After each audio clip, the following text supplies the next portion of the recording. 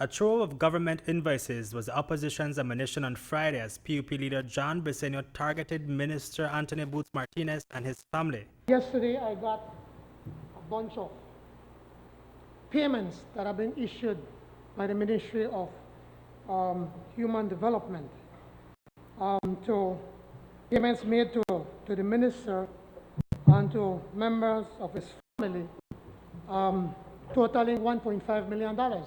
Minister Martinez was not in the chambers when Briceño began leveling the charge of alleged corruption against him. I see one member of the minister's family gotten 90 payments for rent of $7,760, $5,335, 90 payments in just a little over a 5-year span.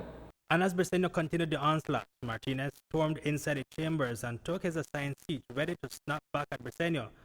And by the looks of his shaking left leg, Martinez was ready and anxious to defend his reputation. Madam Speaker, Gilbert?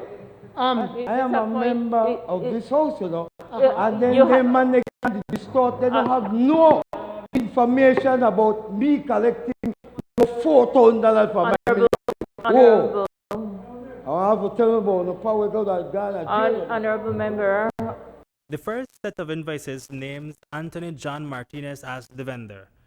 The transactions show monthly payments of $6,300 for operation expenses, community assistance, and sports, an allowance that each member of the House receives. But there are also 2 monthly transactions that Briceño brought up. According to the documents, Martinez was paid rental monies. Details of what was rented are not confirmed. The details shared as $7,760 for con number 117 and $4,835 and $5,335 interchangeably for con number 70, a total of 11 transactions totaling some $66,000.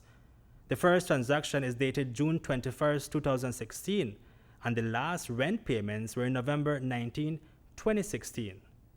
Interestingly, 10 days before the last payment to Martinez, Martinez was questioned by reporters about the properties.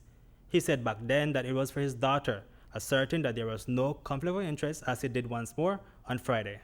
But don't you see a conflict of interest there? Conflict of interest to what? you or to your daughter? You are the minister. She is obviously your daughter. You are renting to your... The Ministry of Human Development, sir, is under your leadership. is rest at, you know what the Ministry of Human Development there right now, sir?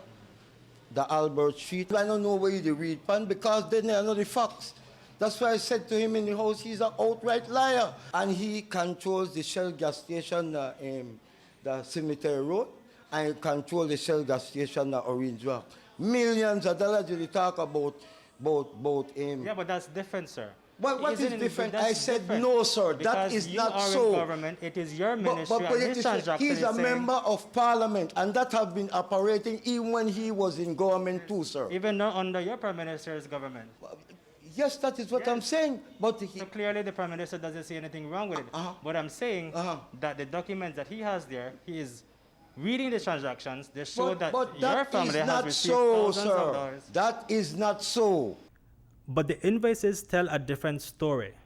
The documents show that a month after Martinez stopped receiving monies for rent, his daughter, Stacey Martinez, began receiving the same amounts for con 70 and con number 117 until the details changed in June and July in 2018 to con number 51 and con number 30.